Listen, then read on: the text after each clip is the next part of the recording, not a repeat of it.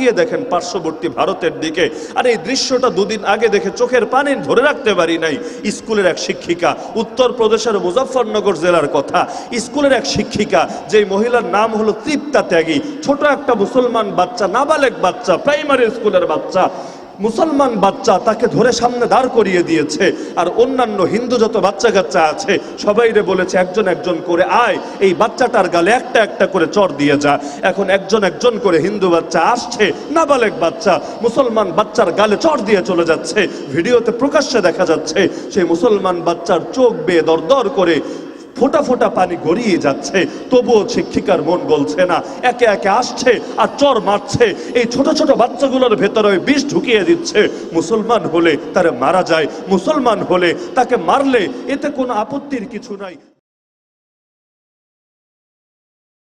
ما وعدنا الله ورسوله وصدق الله ورسوله وما زادهم إلا إيمانا وتسليما من المؤمنين رجال صدقوا ما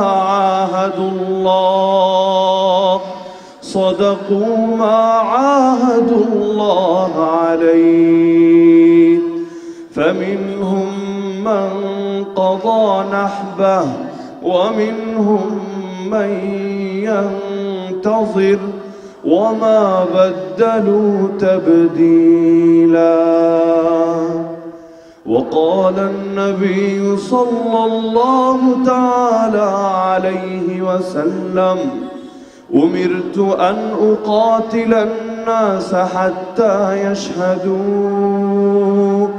حتى يشهدوا أن لا إله إلا الله. وقال أصحاب محمد رضي الله عنهم نحن الذين بايعوا محمدا على الجهاد ما بقينا أبدا. آمنت بالله صدق الله العلي العظيم وبلغنا رسوله النبي الكريم ونحن على ذلك لمن الشاهدين والشاكرين والعاقبة للمؤمنين والمتقين والمجاهدين والحمد لله رب العالمين. ফরিদপুর জেলার সদরপুরে অবস্থিত ভাষাঞ্চল নতুন বাজার ইমামউদ্দিন খান এতিমখানা মাদ্রাসার আজকের এই বার্ষিক ওয়াজ মাহফিলের সম্মানিত সভাপতি ও আয়োজকবৃন্দ, উপস্থিত আমার শ্রোতা ওয়াজিবুল ইহতিরাম হযরত উলামায়ে কেরাম, এলাকার গণ্যমান্য মুরব্বীগণ, স্থানীয় এবং দূর দূরান্ত থেকে আগত দিন দরদি কোরআন প্রেমী প্রিয় তাওহীদি জনতা এবং পর্দার আড়ালে থাকা মা ও বোনেরা, রাত যদিও অনেক গভীর হয়ে গিয়েছে ইতিমধ্যে, তবে প্রকৃত মুমিন যারা, রাত যত গভীর হয় আল্লাহর সঙ্গে তাদের সম্পর্ক আর নৈকট্য তত বেশি সুদৃঢ় হয়। দুনিয়ার মানুষদের কাছে কোনো একটা কাজের জন্য জেগে থাকা আফসোসের বিষয় হতে পারে, আজ আমি যথাসময়ে খেতে পারলাম না, ঘুমাতে পারলাম না, স্বাভাবিক রুটিন ঠিক রাখতে পারলাম না।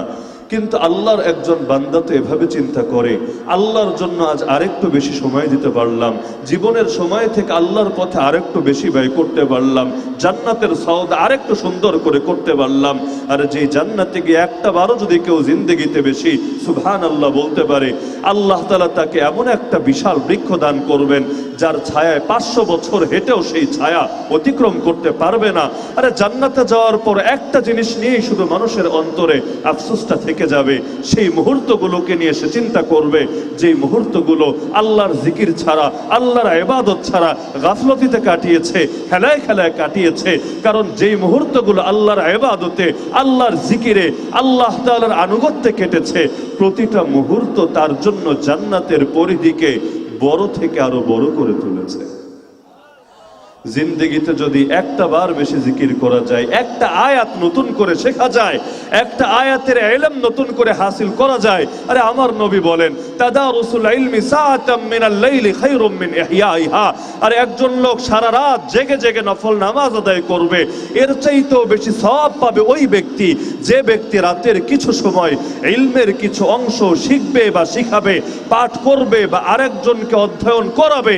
সেই ব্যক্তি এই ইলমের খেদমতের বদৌলতে, চর্চার বদৌলতে সারা রাত জেগে জেগে নফলে ইবাদত করার চাইতেও বেশি সওয়াব পেয়ে যাবে। তো আজকে যতক্ষণে আলোচনা হয়, মৌলিক যে বিষয়টা সম্পর্কে আলোচনা করব সেটা হচ্ছে আমাদের জীবনের সবচেয়ে প্রধান এবং গুরুত্বপূর্ণ লক্ষ্য কি। আইডেন্টিটি অত্যন্ত জরুরি বিষয়।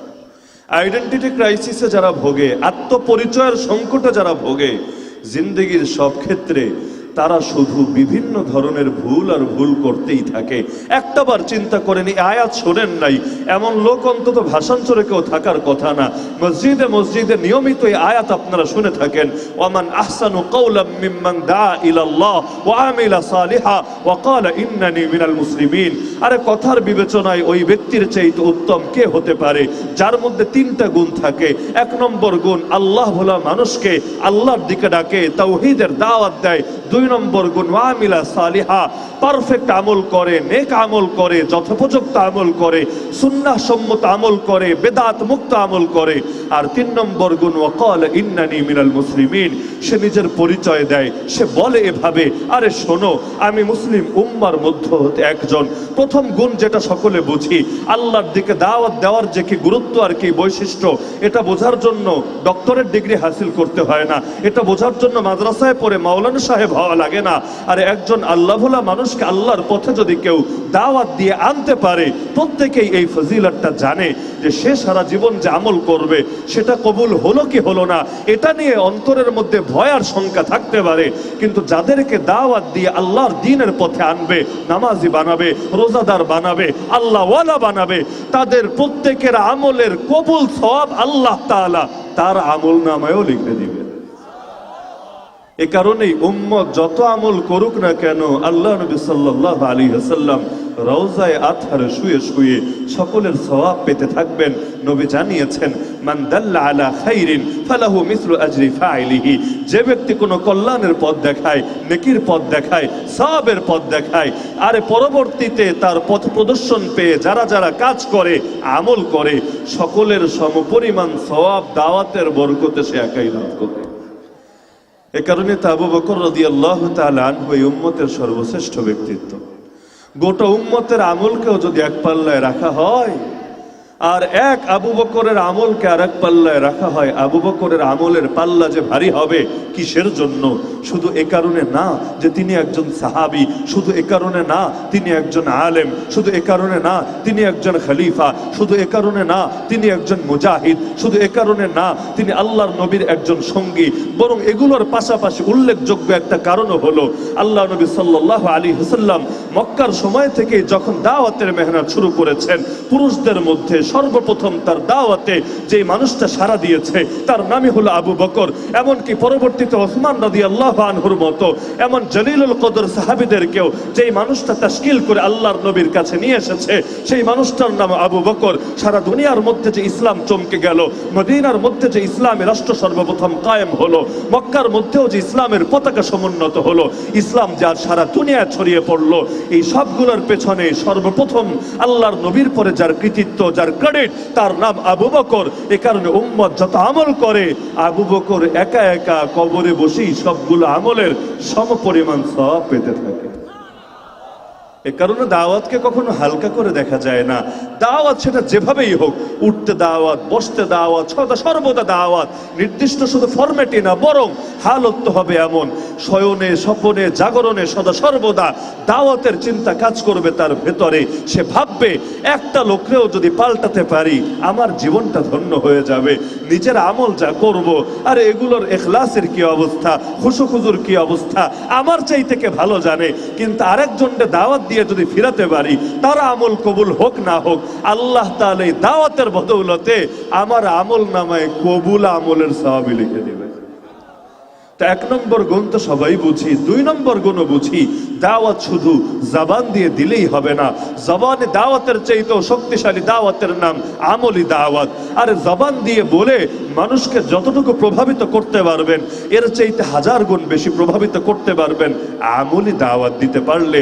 এই কারণে দেখবেন এই জামানার মানুষকে যত বেশি ইসলামের রাজনীতির সৌন্দর্য, ইসলামী অর্থনীতির সৌন্দর্য, ইসলামী বিচার ব্যবস্থার সৌন্দর্য, ইসলামী সভ্যতার সৌন্দর্য, ইসলামী সংস্কৃতির সৌন্দর্য বোঝান না কেন, অধিকাংশ লোকই বুঝতে রাজি হয় না। হ্যাঁ, ইসলামের নামাজের সৌন্দর্য বুঝতে রাজি হয়, রোজার সৌন্দর্য বুঝতে রাজি হয়, হজের সৌন্দর্য বুঝতে রাজি হয়, যাকাতের সৌন্দর্য বুঝতে রাজি হয়, ইলমের সৌন্দর্য বুঝতে রাজি হয়, দাওয়াতের সৌন্দর্য বুঝতে রাজি হয়। ওগুলোর সৌন্দর্য বুঝতে কেন রাজি হয় না? ওগুলোর বেলায় কেন ইসলামকে টানে না, কোরআন এবং হাদিসের উপর আমল করে না? এর অন্যতম কারণ এটা যে আমরা আমাদের দাওয়াতকে এখনো জবানে সীমাবদ্ধ রেখেছি, আমলি মডেল উপস্থাপন করতে পারি নাই। যদি পারতাম, আল্লাহ তাআলা নিজেই জানিয়েছেন, ইদা জাআ নাসরুল্লাহি ওয়াল ফাতহ ওয়া রাআইতান নাস ইয়াদখুলুনা ফি দীনিল্লাহি আফওয়াজা।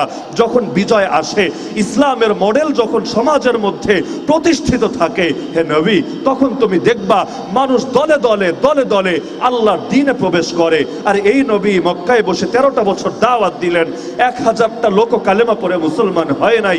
একই নবী যখন আল্লাহর সাহায্য পেয়ে মক্কাকেও বিজয় করে ফেললেন, মক্কার মধ্যেও ইসলামের মডেলকে কায়েম করে ফেললেন।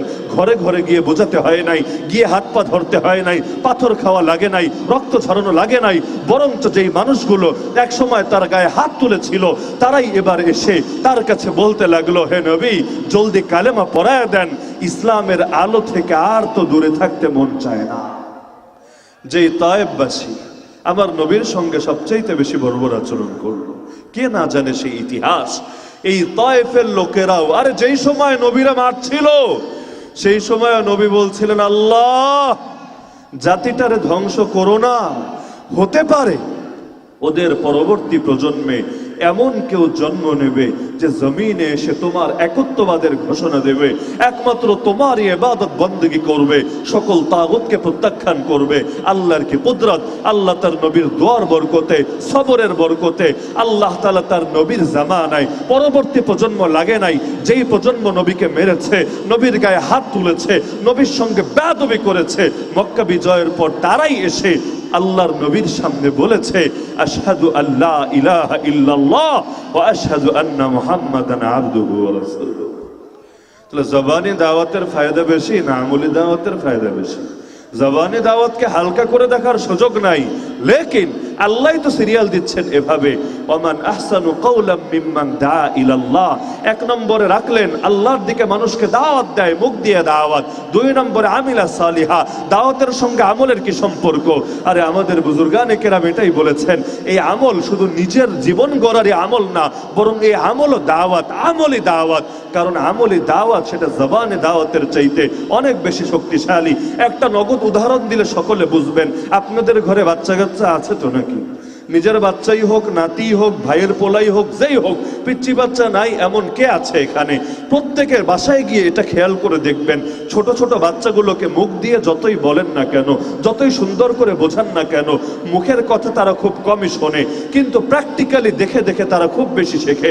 যদি আপনি নামাজে দাঁড়িয়ে যান, আপনার ছোট বাচ্চাটাও, 1 বছরের বাচ্চাটাও এসে নামাজ পড়তে পারে না, হাত কিভাবে বাঁধে সেটাও হয়তো জানে না, কিন্তু আপনি দাঁড়ালে ঠিকই আপনার পাশে এসে দাঁড়িয়ে যায়। আপনি সেজদায় গেলে অনেক সময় দেখা যায় আপনার পিঠের উপর চড়ে বসে নামাজের প্রতি তার আলাদা এক ধরনের ভালো লাগে কাজ করতে থাকে। আরে মা যদি বোরকা পরে, মা যদি পর্দা করে, সন্তানকে বুঝাতে হয় না, সন্তানকে আলাদা করে তাশকিল করতে হয় না। ছোট মেয়ে যার এখনো পর্দা ফরজ হয় নাই, সে বলে, মা আমিও পরপুরুষের সামনে যাব না, আমারও বোরকা পরায় দাও, আমারও হিজাব পরায় দাও, আমারও নেকাব পরায় দাও। আল্লাহ তাআলা ছোটবেলা থেকেই তাদের ভেতরে আলাদা ব্যক্তিত্ব, আলাদা আত্মমর্যাদাবোধ, আলাদা হায়া সৃষ্টি করে দেন। কিসের প্রভাব এটা? অপরদিকে মুশরিকের ঘরে যান, বেপরদার ঘরে যান, দাইয়ুসের ঘরে যান, খাবিসদের ঘরে যান, নাস্তিকদের ঘরে যান, সেখানে চিত্র দেখবেন সম্পূর্ণ ভিন্ন। এই পার্থক্য কিভাবে তৈরি হয়? জবানের দাওয়াতের দ্বারা তৈরি হয় না, আমলি দাওয়াতের দ্বারা তৈরি হয়।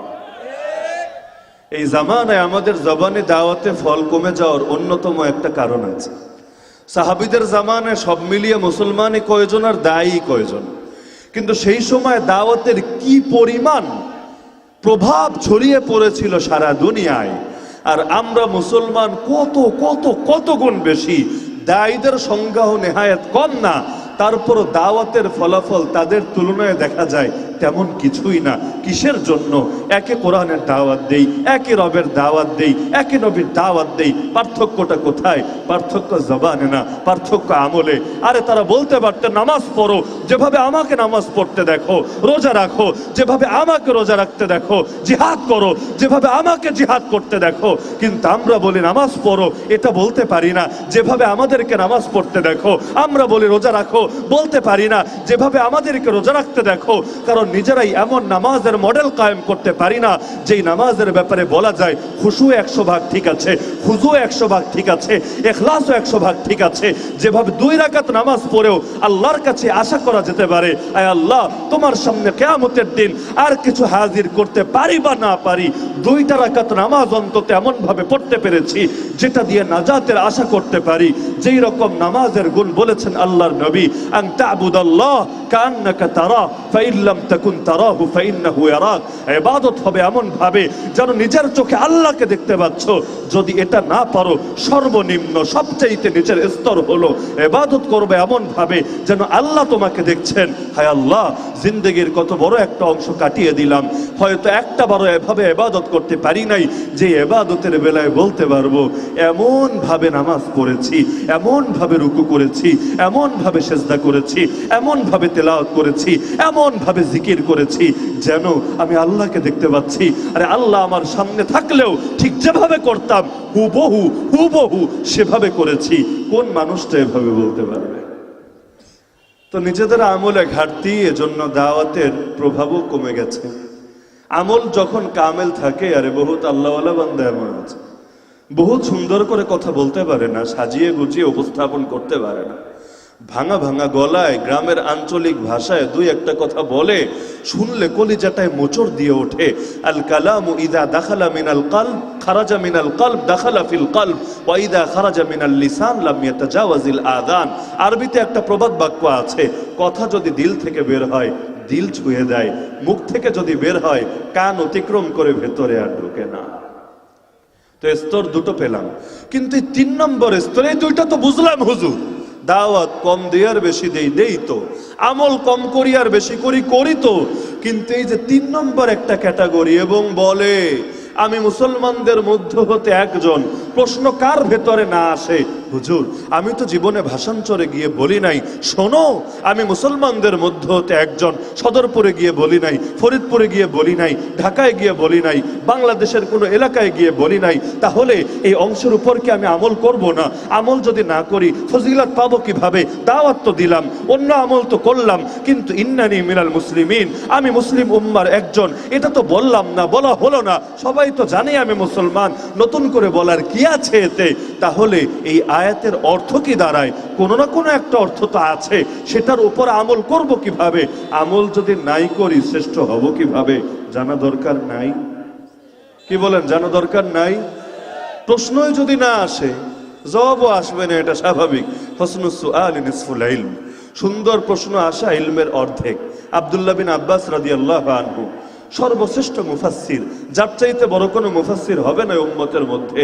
তিনি নিজের ব্যাপারে বলেন, তাকে একজন জিজ্ঞেস করলো আপনি এত বড় আলেম কেমনে হলেন, কোরআনের এত ইলম কেমনে হাসিল করলেন? তিনি বললেন 2টা জিনিসের দ্বারা। 1 নম্বরে বিলিসানিন সাউল, 2 নম্বরে ওয়া কলবিন আকুল। আল্লাহ আমাকে এমন একটা জিহ্বা দিয়েছে যে জিহ্বা দিয়ে আমি দ্বীনের ব্যাপারে অনেক প্রশ্ন করি, জানার জন্য এক একটা প্রশ্ন করি, আমার সামনে জ্ঞানের নিত্য নতুন দুয়ার আর দিগন্ত খুলতে থাকে। আর আল্লাহ আমার এমন একটা দিল দিয়েছেন, অন্তর দিয়েছেন, যেটা দিয়ে বোঝারও চেষ্টা করি খুব গভীরভাবে।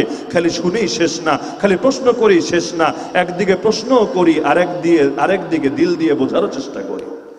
তো ইন্নানি মিনাল মুসলিমিন, আমি মুসলিম উম্মার একজন, এটা 2টা অর্থ। খুব বেশি লম্বা করব না, যেহেতু রাত গভীর। এত গভীর রাতে বয়ান করা ব্যক্তিগতভাবে আমার নিজের কাছেও পছন্দনীয় না। তো যেটা বলছিলাম, 2টা দিক শুধু আমি তুলে ধরবো। ইন্নানি মিনাল মুসলিমিনের কি অর্থ? একটা দিক হলো নিজেকে মুসলমান পরিচয় দেওয়া সব সময় সহজ থাকে না। থাকি তো মুসলিম কমিউনিটিতে, যেখানে মুসলমান পরিচয় দেওয়ার কারণে আমাদের হাতের আঙ্গুলের নখ কেউ তুলে দেয় না, আমাদেরকে পিটিয়ে পিটিয়ে হাত পা কেউ ভেঙে দেয় না, আমাদের আঘাত করে কেউ চোখগুলো ফুঁড়ে দেয় না, এই সমস্ত কারণে নিজেকে মুসলমান পরিচয় দিতে খুব বেশি চাপ অনুভব হয় না। তাকিয়ে দেখেন পার্শ্ববর্তী ভারতের দিকে, আর এই দৃশ্যটা দুদিন আগে দেখে চোখের পানি ধরে রাখতে পারি নাই। স্কুলের এক শিক্ষিকা, উত্তরপ্রদেশের মুজফ্ফরনগর জেলার কথা, স্কুলের এক শিক্ষিকা, যে মহিলার নাম হলো তৃপ্তা ত্যাগী, ছোট একটা মুসলমান বাচ্চা, নাবালেগ বাচ্চা, প্রাইমারি স্কুলের বাচ্চা, মুসলমান বাচ্চা, তাকে ধরে সামনে দাঁড় করিয়ে দিয়েছে। আর অন্যান্য হিন্দু যত বাচ্চা কাচ্চা আছে সবাইরে বলেছে একজন একজন করে আয়, এই বাচ্চাটার গালে একটা একটা করে চড় দিয়ে যা। এখন একজন একজন করে হিন্দু বাচ্চা আসছে, নাবালেগ বাচ্চা মুসলমান বাচ্চার গালে চড় দিয়ে চলে যাচ্ছে। ভিডিওতে প্রকাশ্যে দেখা যাচ্ছে সেই মুসলমান বাচ্চার চোখ বেয়ে দরদর করে ফোঁটা ফোঁটা পানি গড়িয়ে যাচ্ছে, তবুও শিক্ষিকার মন গলছে না। একে একে আসছে আর চর মারছে, এই ছোট ছোট বাচ্চাগুলোর ভেতরে বিষ ঢুকিয়ে দিচ্ছে। মুসলমান হলে তারা মারা যায়, মুসলমান হলে তাকে মারলে এতে কোনো আপত্তির কিছু নাই, দ্বিধার কিছু নাই। গুরুজনের সামনেও তাকে নির্যাতন করলে এটা নিয়ে দুশ্চিন্তাগ্রস্ত হওয়ার কোনোই কারণ নাই। একজন মুসলমান বাচ্চা, আর এখনো যে দুনিয়ারে খুব ভালো করে চিনতে শেখে নাই, এখনো যে ইসলামের সবগুলো দিক সম্পর্কেই বুঝে সারে নাই, সেই বাচ্চাটাও শুধুমাত্র মুসলিম পরিচয়ের কারণে ওদের নিকৃষ্ট তীর থেকে বাঁচতে পারছে না। আর রোহিঙ্গা মুসলমানদের দিকে তাকিয়ে দেখেন না, এমন না রোহিঙ্গা মুসলমানদের প্রত্যেকেই বড় বড় আলেম, প্রত্যেকেই বড় বড় ওলি, প্রত্যেকেই যুগের হাসান বসরি, প্রত্যেকেই বড় মুজাহিদ, প্রত্যেকেই বড় দিনদার, এমন না। আরে বহুত লোক তো এমন যারা হয়তো সুন্দর করে কালেমাটাও পড়তে পারে না, ঠিকঠাক ভাবে নামাজও পড়ে না, ইসলাম সম্পর্কে পর্যাপ্ত জ্ঞান রাখে না, তারপরও নির্যাতন তো কম করা হয় নাই, দেশে তো পর্যন্ত থাকতে দেয় নাই। চায়নার সেই উইঘুরের কথাই বলেন না কেন, পুরো অঞ্চলটাকেই একটা জ্যান্ত ক্যাম্প বানিয়ে রেখেছে। অপরাধ কি? এটা ছাড়া তো আর কোনো অপরাধ নাই। ইন্নানি মিনাল মুসলিমিন, তারা নিজেদেরকে মুসলমান বলে পরিচয় দিয়েছে। সুতরাং মুসলমান বলে পরিচয় দেওয়া সবসময় সহজ থাকে না, কখনো এতটা কঠিন হয় হাতের মধ্যে জ্বলন্ত আগুন ধরে রাখা যতটা কঠিন হয়।